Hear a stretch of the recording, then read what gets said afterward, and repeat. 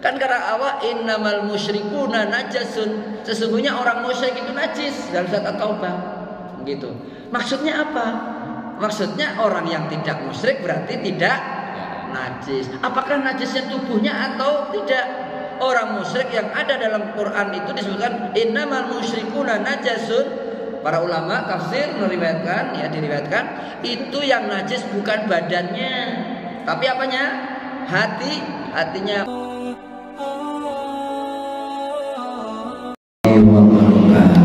Waalaikumsalam warahmatullahi wabarakatuh. Alhamdulillah nahmaduhu wa nasta'inuhu wa nasta'hdihi wa na'udzu bihi min shururi anfusina wa sayyiati a'malina may yahdihillahu fala mudilla lahu wa may yudlil fala tajida lahu waliyyan mursyida. Asyhadu an la ilaha illallah wahdahu la syarika lahu wa asyhadu anna Muhammadan abduhu wa rasuluhu la nabiyya ba'dahu. Allahumma shalli ala Muhammad Allahumma shalli wa ala alihi wa ashabihi ajma'in wa ba'd. Apa kabar Bapak? Alhamdulillah. Sehat? Sehat. Ya, alhamdulillah. Ada yang puasa, ada yang belum. Besok. Tidak masalah, insyaallah. Mudah-mudahan Allah pertemukan kita dalam suasana insyaallah ibadah selalu. Perbedaan tidak menjadikan kita perselisihan, insyaallah ya. Insyaallah. Bab kita lanjutkan tentang fikih. Bulan lalu kita sudah membahas tentang apa yang tidak dianggap membatalkan wudu. Nah, sekarang adalah bab yang wajib, yang mewajibkan seseorang harus berwudu. Kenapa harus wudu? Nah, gitu. Jadi ini sebagian ulama luar biasa memberikan inspirasinya untuk memberikan kepada umat-umat Nabi Muhammad setelahnya nanti itu tidak kebingungan kenapa kita harus wudu. Itu dibahas begitu, sampai seperti itu. Kenapa harus wudu begitu ya, dan wajib wudu. Dan nanti ada yang bab lagi tentang kenapa disunahkan, apa saja yang menyunahkan seseorang harus sunnah wudu disunahkannya. Nah sekarang adalah yajibul wudu, ya, ma yajibul lahul wudu, apa yang seharusnya dimulai dengan wudu. Yang pertama ada 3 hal. Yang pertama adalah as-salatu mutlaqan,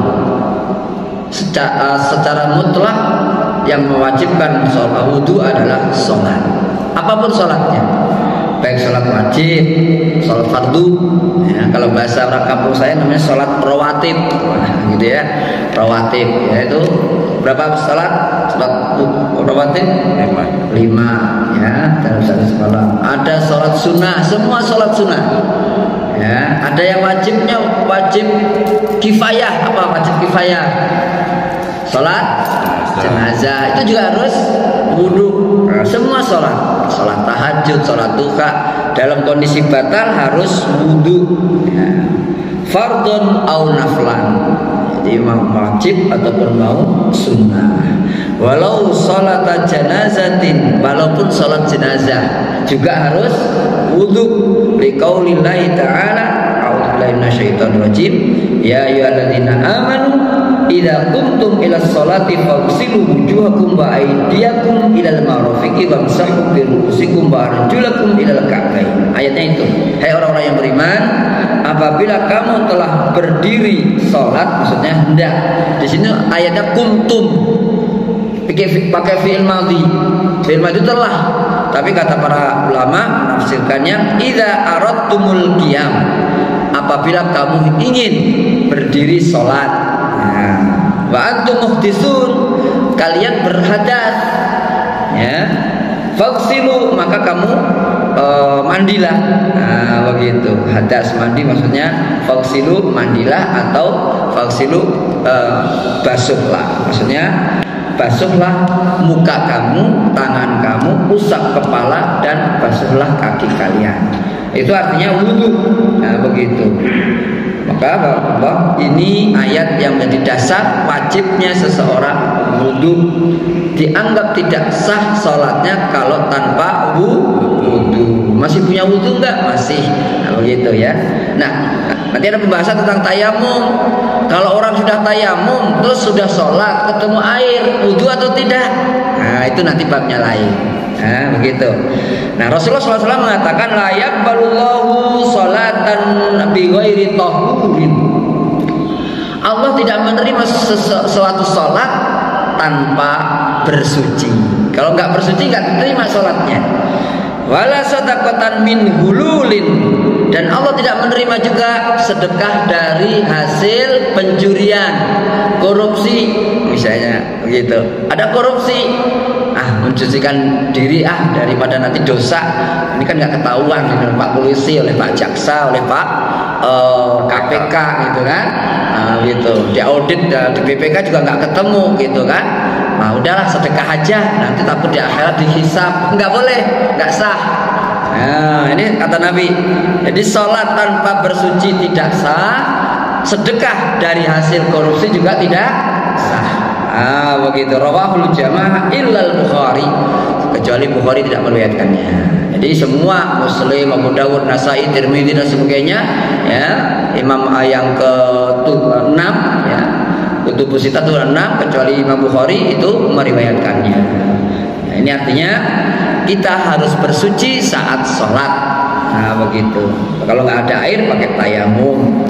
Itu yang mewajibkan seseorang wudu. Yang kedua, at-tawafu bil baiti, tawaf di al-bait. Tadi saya baca surat tentang ada baitnya. Fal ya'budu rabb hadzal bait. Hendaklah mereka beribadah kepada yang punya rabb hadzal bait, rumah ini. Artinya apa? Ka'bah, kiblat kita. Begitu. Jangan dipindah kiblatnya ya. Misalnya ke Singapura gitu kan. Gitu ya kan. Itu kalau yang ngomong Cina itu isu itu, jangan dipercaya ya. Begitu gosip, nanti jangan dianggap hoax ya. Kita dianggap penyebar fitnah ya. Jadi jangan dipindah. Dulu pernah ada yang pindah ke Sulawesi, Pak. Dulu waktu saya zaman masih di SD, begitu nggak tahu itu, begitu kan. Ada pindahin kiblat ke Sulawesi segala, begitu nggak boleh. Bait itu artinya Baitullah Makkah, di Makkah Al-Mukarramah. Nah begitu, ya kan. Tapi kalau tawafnya di mall gimana Pak? Belanja. Nggak wajib wudu walaupun nyenggol begitu ya, tangannya pramuniaga ya kan, begitu ya kan, pramuniaga, jangan nyenggol Bapak ya, bahaya begitu. Nah ini kata Allah, kalau tawaf fil bait itu diwajibkan apa? Wudu dulu. Nah begitu. Lama rawahu Ibnu Abbas radhiyallahu anhu anna Nabi sallallahu alaihi wasallam qala at-tawafu salatun. Tawaf itu salat juga. Ya. Walaupun jalan. Illa anna Allah taala ahalla fihi al-kalam. Hanya saja Allah membolehkan ngobrol, cakap-cakap. Begitu. Jadi salatnya cakap-cakap. Boleh enggak? Boleh. Yaitu apa? Tawaf gitu Bapak, gitu ya. Faman takallama, barang siapa yang berbicara, fala yatakallamu illa bi khair. Tidak boleh berbicara kecuali yang baik-baik saja. Itu kalau tawaf gitu. Jangan misuh-misuh. Apa Pak? Haji Sadli misuh. Ngomongin orang. Kalau ngomongin orang itu gosip. Kalau misuh kenapa Pak? Ngumpat begitu, ada penceramah terhadap ngumpat gatel begitu kan. Ngomong begitu. begitu ada begitu kan. Yang dandan itu ada, Masya Allah. Ya janganlah gitu ya. Begitu. Ya kalau bisa jangan kata-kata yang kotor gitu kan. Kalau nggak tahu, sering saya pernah dengar kalau di daerah-daerah Sunda itu bilangnya anjir. Itu anjir itu apa artinya? Sama juga begitu Pak. Kata-kata kotor nggak anjir. Sama. Sunda. Kalau di Jawa nggak ada kata-kata anjir, baru dengar di sini di Cibitung gitu. Itu Betawi atau Sunda itu. Nah itu nggak boleh gitu kan. Nah kalau main badminton kalau ada yang bilang begitu, ya walaupun nggak tawaf, ya kata-kata yang kotor jangan dikeluarkan ya. Bapak Allah di pasar, ya janganlah gitu kan. Walaupun kita ini kan bukan di masjid, bukan di Ka'bah begitu kan. Ya kalau bisa jangan kata-kata yang kotor gitu ya, kalau bisa ditahan. Karena memang begitu Bapak. Ya, kalau ada orang membaca surat Al-Furqan, mungkin ketemu insyaallah ya. Wa ibadur rahmanil ladzina yamshuna fil ardi haunan wa idza khatabahumul jahiluna qalu salama. Jadi kalau Allah mengatakan di sini, dan hamba-hamba Allah yang Maha Rahman itu, Maha Pengasih dan Penyayang itu, kalau berjalan di muka bumi dia haunan, rendah hati. Itu bukan petengkelek begitu ketemu orang nggak mau nyapa, nggak mau senyum, begitu kan? Gitu mentang-mentang gitu security, gitu kan? Begitu ya kan? Mentang-mentang cleaning service, mentang-mentang presiden, gubernur, wali kota, lurah, ustad, begitu kan? Ulah dia mah ilmunya kagak ada apa-apanya, gitu. Langsung menghujur aja begitu kan? Haunan, rendah hati. Begitu. Wa idza khatabahul jahiluna qalu salama. Kalau ada orang yang tidak ngerti, al-jahilun itu tidak ngerti. Kalau bahasa Betawi apa, Pak? Jahil. Jahil mah Arab masih. Bloon. Bloon. Kalau bahasa kampung saya L4. Apa Pak L4 Pak? Lola kan gitu kan, begitu kan, lolo begitu kan, orang Betawi ya bego kan gitu kan, begitu. Nah ini jangan ditanggepin, qalu salama, tanggaplah dengan kata-kata yang baik, begitu. Makanya kalau ada lagu di Jawa itu ada Pak, kowe bocah bodoh melulu koyok kebul, lagu gina ginu ora koyok awakku. Najan aku kuru ora mergo kurang pangan, sinau besok gede maju perang yang Betawi yang long bedil isi gontri, begitu. Gontri nomor 1 bedil musuh insya Allah bakal mati, kan gitu, begitu. Jadi ada yang menghina orang kurus, orang gemuk, itu jangan dianggap. Katakanlah dengan kata-kata yang menyelamatkan. Begitu Bapak. Jadi jangan sampai kita ini dianggap orang-orang yang bodoh. Oleh orang-orang bodoh itu kita nggak ada apa-apanya, nggak apa-apa, gitu. Buatlah yang menyelamatkan, begitu. Jadi kalau ada orang ngata-ngatain kita, kasih dengan balasan yang terbaik, begitu. Itfa billati hiya ahsan, balaslah dengan yang lebih baik, begitu. Insya Allah hidup ini tenang, gitu. Dipukulin anaknya nggak usah dibalas. Sudah terlanjur dipukuli mau diapain lagi, gitu ya, begitu. Jadi kita harus tahan sebelum mana anak dipukulin, kita buat rambu-rambunya. Nah begitu juga ketika tawaf, jangan berbicara kecuali yang baik, begitu. Zikir, wirid, gitu kan, ngobrol ya sekedarnya saja, gitu kan. Rawahu Tirmidzi wa Daruqutni wa sahhahul Hakim wa Ibnu Sakan wa Ibnu Khuzaimah. Itu dua. Yang kedua yang membuat wajibnya wudu. Yang ketiga, as-salisu massul mushafi. Ya, menyentuh mushaf. Di sini ada perbedaan. Kita lihat bagaimana perbedaannya. 5 rawahu Abu Bakrin ibnu Muhammad ibnu Amr ibnu Hazm ibnu Abihi an jaddihi radhiyallahu anhum anna Nabiyya sallallahu alaihi wasallam. Jadi ini anak ya, bapak, kakeknya sama-sama sahabat. Luar biasa, ya kan? Jadi semuanya sahabat. Makanya disebut radhiyallahu anhum. Nah, begitu. Lah kalau kita belum, bukan radhiyallahu anhum, gitu. Kalau kita sudah ridho sama Allah, Allah ridho sama kita, baru radhiyallahu anhum. Itu doa untuk mereka. Kita juga boleh, mudah-mudahan Allah ridhoi kita, boleh, gitu ya. Oh begitu. Jadi insya Allah kalau kita mencari ridho Allah, Allah akan ridho kita. Begitu. Dengan catatan apa yang Allah ridhoi kita lakukan, yang tidak diridhoi kita hindari, gitu. Ya, anna Nabi sallallahu alaihi wasallam, sesungguhnya Nabi sallallahu alaihi wasallam kataba ila ahli Yaman kitaban. Rasulullah menulis satu surat kepada penduduk Yaman. Satu surat, wa kana fi di dalamnya tertulis la yamassu al-Qur'ana illa tahirun. Tidak boleh menyentuh Al-Qur'an kecuali orang yang suci. Nah, di sini maksudnya suci bagaimana? Rawahu An-Nasa'i wa Daruqutni wal Baihaqi wal Asram. Qala Ibnu Abdul Barri fi hadzal hadis innahu ashbaha bit tawatur. Hadis ini hampir saja menjadi mutawatir. Mutawatir itu apa? Yang meriwayatkan banyak. Dari Rasulullah banyak orang, ya. Terus dari banyak orang itu namanya sahabat. Sahabat meriwayatkan banyak orang lagi, hampir namanya mutawatir. Begitu. Kalau hadis ahad itu satu orang dari Rasulullah. Sahabat menerima satu orang, sahabat lagi satu orang, muridnya lagi satu orang, tabiin, satu lagi. Itu semuanya adalah ahad.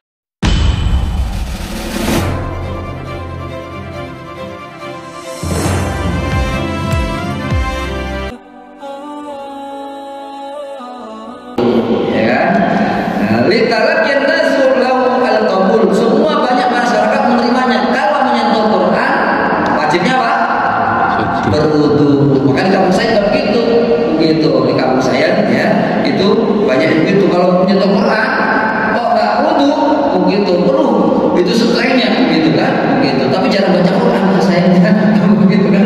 Begitu. Jarang baca Quran di kampung saya. Tapi sekarang mulai banyak, kan? Gitu, mulai banyak. Anak-anak TPA udah mulai hidup, kan? Nah ini hampir mutawatir, ya. Wa an Abdullah bin Amr radhiyallahu anhu qala Rasulullah sallallahu alaihi wasallam, Rasulullah bersabda, la yamassul Qur'ana illa tahirun. Dzakarahu al-Haythami fi Majma' az-Zawaid. Wa qala rijaluhu muwaththaqun. Para perawinya ya mausuf, muwaththaq artinya kuat hafalannya. Nah, begitu ya. Thiqah, artinya kuat hafalannya gitu. Nah, Bapak rahimahullah, disinilah ya perbedaan para ulama dijelaskan. Fal haditsu yadullu ala annahu la yajuzu massal Qur'an atau massul Qur'an mushaf illa liman kana tahirun. Jadi hadis ini dari dua hadis yang diriwayatkan tadi bunyinya sama, ya, illa tahirun, ya. Kalau tadi la yamassul Qur'an illa tahirun, hadis bawahnya adalah la yamassul Qur'an illa tahirun, sama juga, cuma perawinya beda, ya. Itu menunjukkan wajibnya menyentuh Al-Qur'an harus dengan berwudu. Nah, begitu. Punya wudu, nah, gitu kan? Maksudnya bukan punya wudu, tahirun, bersuci atau suci. Begitu, ya. Nah, di sini dijelaskan walakin at-tahira, makna tahir atau dalam kondisi suci itu adalah lafdzun mushtarakun. Lafaz tapi maknanya banyak. Nah, satu lafaz maknanya banyak. Suci apa maksudnya? Nah, yang pertama, yutlaqu ala tahiri min al-hadits al-akbar. Yang disebut suci adalah diitlaqkan. Nah, itu makna suci dari hadas besar. Begitu. Tidak junub, tidak mimpi, ya kan? Begitu. Ya, dan tidak junub kondisinya. Nah, itu suci. Tidak junub, suci tidak mimpi. Nah, begitu, ya. Itu hadas besar. Wa tahiru minal hadas asghar. Begitu juga suci dari hadas kecil. Buang angin, buang air, apalagi hadas kecil yang lain. Ya, kena najis mughalladhah, contohnya apa? Kena air liur anjing, nah, begitu ya. Wa yutlaqu 'alal mu'min, semua mukmin itu adalah suci. Nah, mukmin suci walaupun enggak wudu. Betul enggak? Kan kata Allah innamal musyrikuna najasun, sesungguhnya orang musyrik itu najis dalam surat At-Taubah. Begitu. Maksudnya apa? Maksudnya orang yang tidak musyrik berarti tidak najis. Apakah najisnya tubuhnya atau tidak? Orang musyrik yang ada dalam Quran itu disebutkan innamal musyrikuna najasun. Para ulama tafsir diriwayatkan itu yang najis bukan badannya, tapi apanya? Hatinya. Maka kalau ada orang musyrik, kalau musyrik itu kan ada orang musyrik yang menyembah patung, ada yang musyrik dari ahli kitab, kan gitu. Kalau duduk di bis kemudian dia pergi, kemudian kita dudukin kursinya yang ada di bis itu, apakah najis kursinya? Nah, begitu. Nah, begitulah termasuk yang dinamakan najis bukan fisiknya tapi jiwanya. Para ulama begitu. Ya, jangan sampai kayak dulu sama muslim mukmin tidak najis gitu. Artinya tohir, suci. Nah begitu. Wa alaman laisa ala badanihi najasatun, atau orang-orang yang tidak di dalam tubuhnya terkena najis, kena air kotoran kencing, ya kan, air seni, kemudian kotoran air besar, buang air besar, ataupun tadi najis mughallath itu apa tadi? Liur, air liur, anjing, nah gitu ya. Wala budda li hamlihi ala muayyanin min qarinatin. Kalau ditentukan dalam satu hal, maka harus ada alasannya, qarinahnya. Nah, begitu. Kalau ditentukan satu najis, ini orangnya najis, gitu kan? Najis apa dulu? Nah, begitu ya. Begitu. Makanya tidak semua najis itu adalah ya harus wudu, bukan harus wudu tapi tayamum ya. Semua najis harus dibersihkan, disucikan. Ya, tapi harus kita pahami bersama bahwa orang yang tohir itu harus jelas. Jadi di sini tidak khusus, tidak umum, tapi khusus tohir itu apa. Nah begitu disebutkan, nanti disebutkan ya, yang disebut tohir itu apa di sini disebutkan. Sehingga tidak boleh menyentuh apa? Al-Qur'an. Begitu. Fala yakunul hadisu nassan fi man'il muhdisi hadasan asghara min masil mushaf. Jadi dari hadis itu adalah satu nas ya, yang tidak mewajibkan atau tidak melarang. Nas ini tidak melarang gitu untuk orang yang hadas menyentuh ya mushaf kalau hadasnya kecil. Nah, begitu. Wa amma qauluhu ta'ala subhanahu wa ta'ala yamassuhu illal mutahharun, dalam surat 50-an berapa itu ya? La yamassuhu illal mutahharun. Surat 50-an berapa saya lupa ya. Ada ayatnya di situ. Al-Waqiah ya, Al-Waqiah. Al-Waqiah lupa saya nanti. La yamassuhu illal mutahharun tanzilum mir rabbil alamin. Tapi yang jelas surat Al-Waqiah tidak menyentuh ya. Quran ini adalah kecuali yang disucikan. Nah, ada penjelasannya. Fadzahiru ruju'ud dhamir ilal kitabi al-maknun. Hu di situ la yamassuhu, kata ganti hu itu kembali kepada mushaf. Tapi mushaf dari mana? Yaitu mushaf al-kitab al-maknun, kitab yang terjaga. Wa huwa lauhul mahfuz, yaitu lembaran-lembaran yang mahfuz, yang dijaga di lauh mahfuz. Begitu. Li'annahul aqrab, karena yang dhamir yang paling dekat dari ayat yang dibaca di ayat Al-Waqiah itu adalah ayat sebelumnya. Begitu, cerita ayat sebelumnya begitu tentang surat. Nah, saya baca aja ya, yang ada dalam surat Al-Waqiah itu ya, surat Al-Waqiah surat 56 disebutkan di sini ya. La yamassuhu illal mutahharun innahu laqur'anun karim fi kitabim maknun la yamassuhu illal mutahharun. Nah, di situ Quran karim fi kitabim maknun, apa artinya kitabim maknun? Di lauh mahfuz. Di lauh mahfuz itu yang mana? Berarti Quran yang belum ke bumi, masih di sana begitu, di lauh mahfuz begitu. Nah, di sini dhamir yang la yamassuhu, kata-kata yang disebut hu di situ kembalinya fi kitabim maknun, dalam kitab yang terjaga, yaitu di lauh mahfuz, bukan yang di bumi ini. Gitu, itu pendapat juga begitu ya.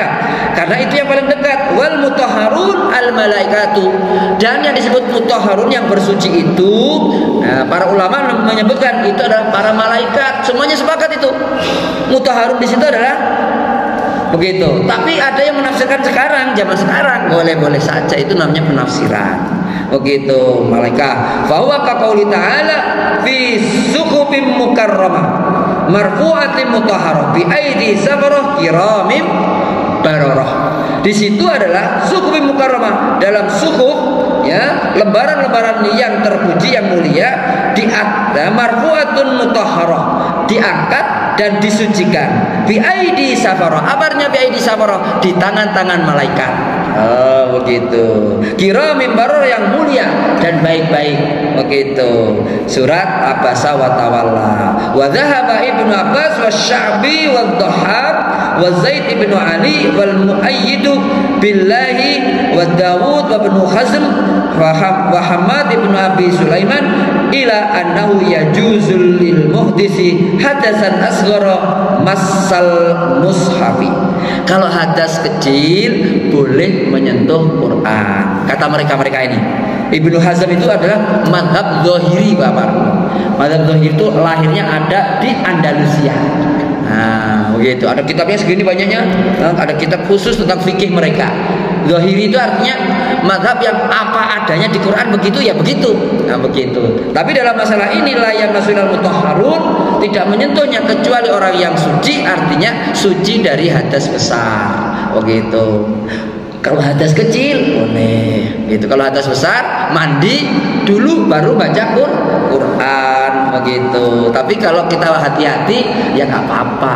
Saya yang ikut wudhu aja kalau sebelum menyentuh Al-Quran itu boleh-boleh saja, gitu ya. Saya membiasakan begitu. Tapi kalau sudah susah cari airnya ya nggak wudhu dulu, begitu kan. Apalagi antri-antri ya udah, gitu kan, begitu. Yang penting baca Quran, jangan dengan kita ribut wudhu nggak, akhirnya lama-lama dua-duanya nggak baca, gitu ya, begitu. Nah, tapi Bapak Ibu ada kemudahan bagi kita.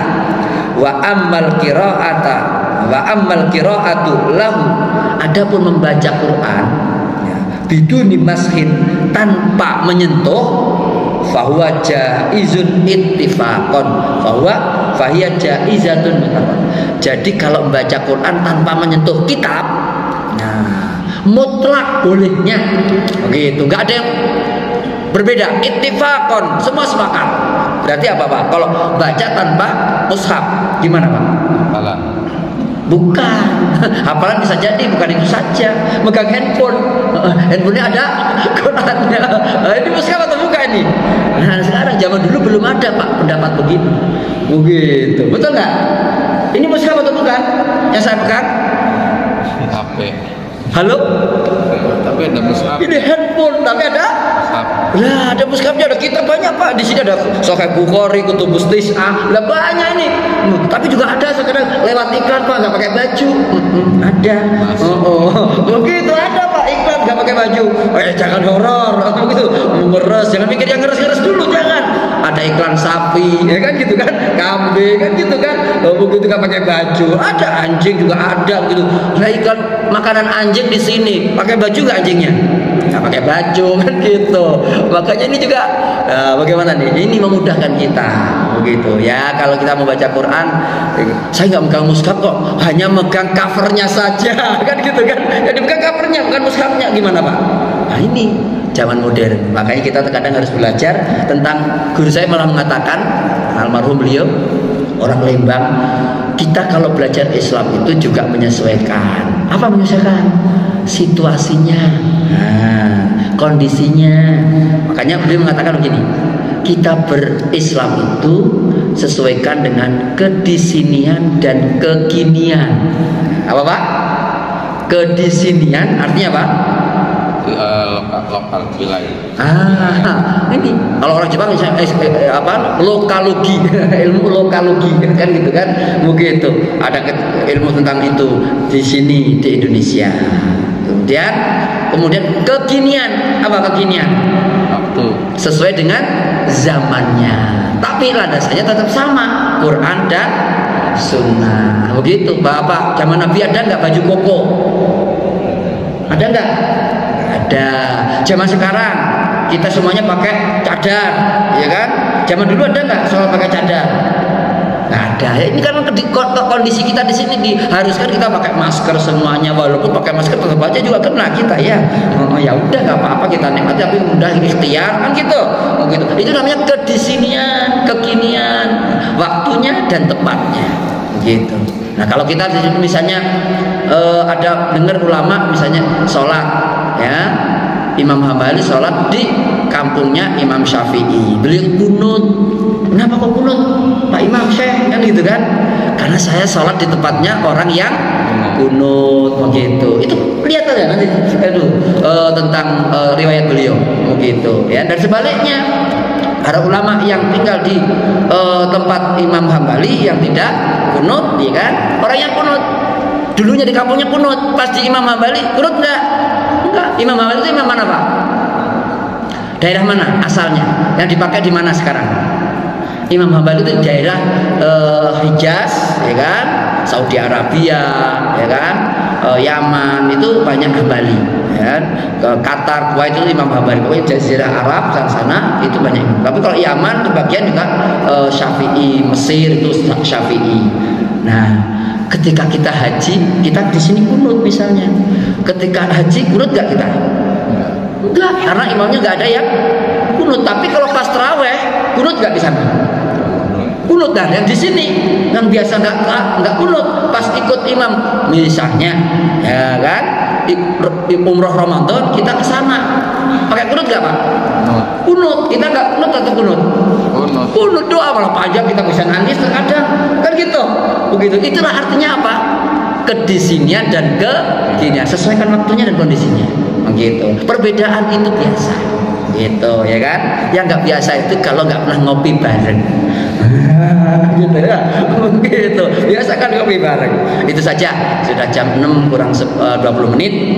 Mudah-mudahan Allah berikan pada kita ilmu sedikit, walaupun sedikit tapi bermanfaat, dan membuat kita lebih dekat kepada Allah dengan ibadah yang benar semampu kita tentunya masing-masing. Mohon maaf kalau ada salahnya. Ada pertanyaan Bapak rahimahullah? Silakan Pak Niza. Begini Ustaz, apakah bisa dikatakan berlebihan atau berhati-hati? Kita kalau misalkan kencing itu, kita kalau bersuci itu kita nunggunya agak lama, karena kita takutnya itu selesai ya, takutnya itu bisa keluar lagi gitu. Jadi kita tunggu dulu ya, mungkin 1 menit dan ya mungkin itu dianggap lama atau gimana. Apakah ini termasuk kehati-hatian atau apa berlebihan? Itu ada yang satu. Yang kedua tentang sholat badiah dan sholat qobliyah. Itu yang terjadi di masjid kita.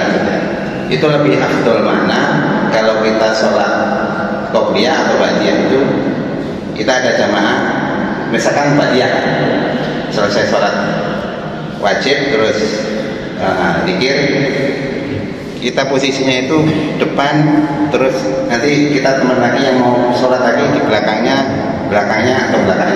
atau kita berjajar gitu, 1, 2, 3, 4 berjajar. Itu sebenarnya yang utama yang mana? Soalnya kalau saya lihat kalau berjajar itu kita yang di depan mau lewat ya kan susah, karena terhalang oleh teman kita yang sholat. Jadi lebih baik depan, belakang atau berjajar itu. Terima kasih Ustaz. Assalamualaikum warahmatullahi wabarakatuh. Yang pertama, ini terkait dengan seseorang yang buang air, ragu-ragu ini sudah lepas semua atau belum, masih tersisa atau tidak, akhirnya dia menunggu. Itu kehati-hatian atau berlebih-lebihan? Bapak rahimahullah, ini sebenarnya masalah kesehatan ya. Dokter yang lebih tahu tentang masalah seperti itu. Itu namanya terkadang orang itu kondisi tubuhnya ada yang normal, sudah selesai kencingnya, gitu ya. Nggak ragu-ragu lagi, udah selesai.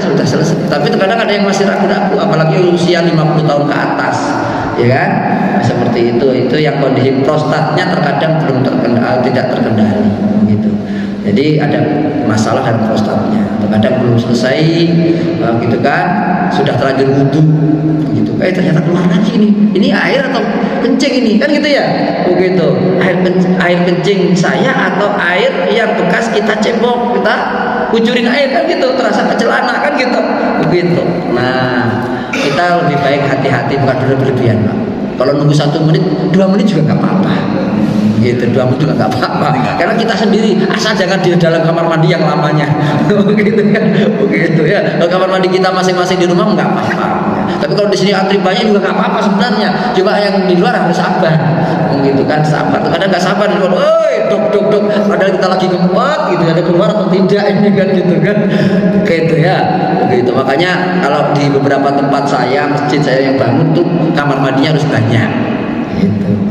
Lihat di masjid kita Al-Ghatfar, ada di Google itu banyak kamar mandinya. Supaya apa? Orang itu tidak antri, khawatir gitu kan. Dia bawa celananya mengatuk, gitu kan, musafir, ya kan? Musafir begitu, cuma satu, begitu. Kecuali kalau masjidnya masjid komplek, nggak boleh orang luar sholat di sini, nah, gitu lain, ya kan? Begitu. Kalau di masjid yang tempat orang banyak itu banyakin, supaya apa? Nahan lama juga tenang dia, gitu. 2 menit, 1 menit itu boleh, begitu. Kalau di ini berapa kamar mandinya? 2. Terus urinoirnya 1. Ya cukup lah kalau untuk kita mah di sini mah. Tapi kalau untuk terawih biasanya antri ya, begitu. Apalagi kalau dihidupkan, insya Allah nanti ada iktikaf gitu kan, begitu. Ya masjidnya segini tapi iktikafnya penuh, begitu kan, begitu. Semuanya lantai atas juga penuh, begitu kan. Itu yang repot, begitu. Makanya mungkin belum banyak yang iktikaf di sini karena apa? Lihat kamar mandinya masih kurang. Khawatir saya nahan pipis tadi digebrok-gebrok kan gitu, begitu ya. Makanya itu penting ya. Itu strategi kita untuk menarik orang untuk ke masjid kita itu boleh. Dengan cara itu. Jadi kalau masalah wudhu tadi, menahan pipis, kemudian kita tahan tidak wudhu dulu, bagaimana? Berlebihan atau tidak? Saya kira menurut saya tidak berlebihan. Kenapa? Karena kita harus ibadah dalam kondisi yakin. Tidak ada yang sak, wasangka. Sak itu artinya ragu. Saya ini kencing atau tidak? Gitu. Tapi sebenarnya kalau sudah kencing kemudian dibersihkan wudhu, kok terasa gitu bang, ini ragu-ragu ini saya ini kencing atau tidak. Aslinya kita sudah bersuci istinja ataupun cebok atau belum aslinya? Sudah. Gitu. Kalau terasa ya itu mudah-mudahan bukan kencing tapi apa, bekas air untuk beristinja atau bersuci tadi yang jatuh ke celana kita, ke paha kita.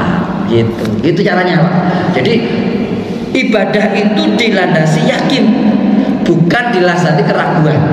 Ya begitu. Jadi yakin dulu. Yakinnya gimana? Saya sudah bersuci, sudah saya cebok tadi, sudah selesai. Begitu. Nah, itu bukan berlebih-lebihan insyaallah. Allah alam ya. Yang kedua apa Pak tadi? Masih ingat Bapak? Sholat sunat.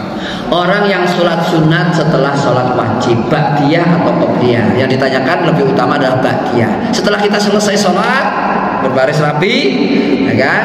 Assalamualaikum, wirid masing-masing, ya kan?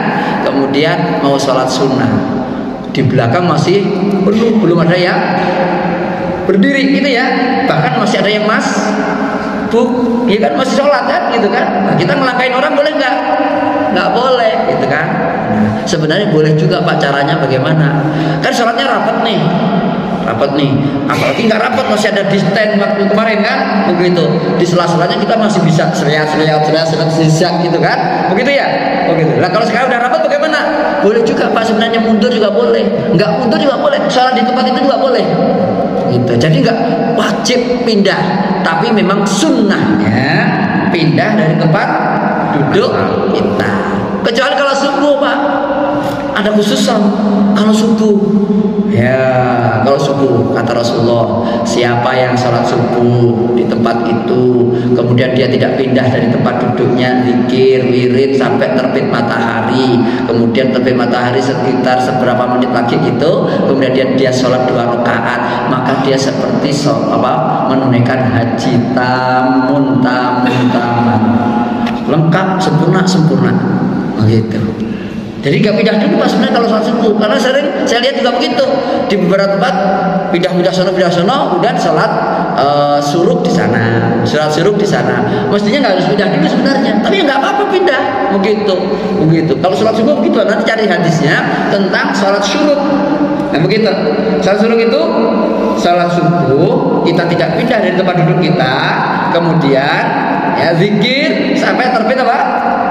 Matahari, namanya syuruk itu.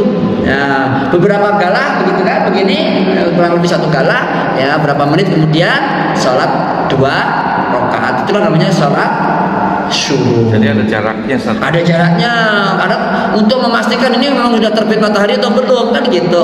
Tidak sesuai dengan di sini kan misalnya 50 berapa syuruknya? Jam 5 50 56. ada tulisannya di situ.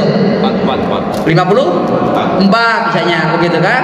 Langsung wirid selesai. Ya boleh-boleh aja, tapi lebih yakin tambahin dulu 5 menit atau 10 menit, dikir lagi tambahin baca Quran 1 juz kan gitu. Boleh lebih bagus lagi. Nah, salat 2 rakaat boleh. Tambah 2 rakaat duha, tambah 2 rakaat lagi duha. Duhanya hari malam saya enggak qiyamul lail, begitu kan?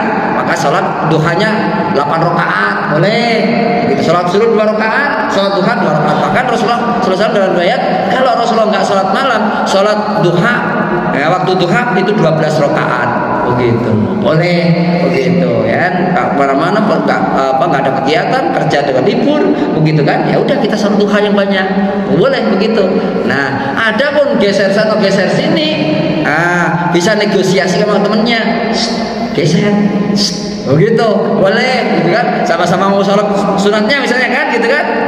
Dikatakan gini ya. Boleh begitu, boleh begitu. Jadi tidak harus mundur, tidak harus maju. Tapi kalau ini gegek gak mau pindah misalnya di sini Pak Haji Sodali Pak Suyana mau saya gini lagi sholat subuh begitu kan. Ya udah, kita nggak usah mundur, nggak usah maju di situ aja. Nah, kalau sholat yang lain juga Pak Suyana Pak Sodali nggak mau pindah, ya udah kita maju ke sini nggak apa-apa, depan imam nggak apa-apa begitu. Boleh ya, di sini maju ke depan boleh. Yang penting jangan sampai sholat kita itu ya berkurang kekhusyuannya, ketumaknya. Kenapa disunahkan sholat itu dekat dengan ini? Yang lebih bagus adalah bapak-bapak adalah dekat dengan ini supaya tidak banyak yang ganggu lewat. Nah, begitu. Kekhusyuan kita, ya, kekhusyuan kita dalam hati. Kalau ada yang seliwar, gimana Pak? Bahasa Sundanya Bapak seliwar. Mondar-mandir bahasa Indonesia. Begitu. Saya lagi belajar bahasa Sunda nih Pak, dari dulu kata-kata ini Pak istri saya. Begitu. Itu artinya ganggu, makanya disunahkan mendekat ke tembok batas. Maka ada juga bukan batas tembok tapi ada satir di sini. Imamnya dikasih satir ini. Nah, ini satirnya. Boleh-boleh aja. Begitu. Tapi orangnya ada yang lewat depan satir sini lalu lalang, ya udah, tapi yang penting udah ada batasnya. Sebenarnya lain garis ini itu ya satir, cukup dengan garis itu adalah sutroh. Nah begitu, nanti ada hadisnya di garis itu. Ya, kalau Rasul pakai tongkat kadang, pakai pedang atau tombak tancapin begitu. Ini boleh. Jadi seperti itu. Jadi boleh bergeser ke sana, boleh bergeser sini, boleh mundur, boleh maju. Ya, tapi kalau sholat subuh ya boleh juga sono sini dan sebagainya. Tapi kebetulan tipis ya udah tipis dulu. Balik lagi sholat suruh boleh begitu ya. Itu Pak Nizar. Jadi yang saya sampaikan adalah bahwa yang saya pahami boleh bergeser sana, boleh bergeser sini, tapi dengan catatan jangan melangkai orang yang sedang sholat melewati. Kalau ada orang yang sholat kemudian melewatinya, ada orang yang melewati itu sholatnya tidak diterima berapa hari? 40 hari. Sama dengan orang yang mendatangi dukun kemudian mempercayai dukun itu, begitu. Itu juga nggak diterima 40 hari sholatnya. Gitu. Jadi nggak harus mau percaya dukun, enggak ya. Cukup dengan itu, nggak langkain orang sholat itu nggak diterima sholatnya 40 hari. Makanya teman-teman kita harus hati-hati, harus ada sutrohnya. Tapi kalau ada orang sholat di situ, kita lewat di depannya sini, di depan garis, itu sebenarnya sudah ada batasnya. Ada batasnya. Garis ini, garis apa ini kan ada garisnya. Ini garis atau bukan ini? Garis. Yang putih-putih ini. Iya. Ah, ini udah garis, udah dianggap garis, gitu. Tapi lebih aman lagi, pecinya ditaruh depannya, kan gitu kan, begitu. Kalau di kampus saya, itu kalau nggak pakai peci lah dilarang kita. Begitu hampir wajib ini, begitu. Apalagi guru ngaji, kalau nggak pakai peci itu guru ngaji apa? Begitu milenial, kan gitu kan, begitu ya, begitu. Itu saja. Ada lagi? Cukup Pak Nizar ya? Boleh. Ada yang kurang? Maksud saya itu lebih bagus depan belakang ini kan sebagai sutro, makmum depannya itu sebagai sutro. Oh iya. Nggak ada sutrohnya, iya. Jadi orang yang sholat itu di depannya ada orang berdiri sama-sama sholat adalah sutroh. Nah, begitu. Di di depannya sutroh. Tapi kalau nggak ada sutrohnya, ya nggak ada orang di depannya, ini sudah cukup jadi sutroh. Ini ada sholat nih. Nah, misalnya gimana sholat ya? Ada sholat sini. Ini sholat juga di depan, ini sholat juga. Ini adalah sutroh bagi kita. Yang depan kita ini, begitu depan kita nih. Ini sutroh bagi kita, begitu. Nah, sutroh cukup sutroh. Nah, ini berdiri di belakang sholat juga.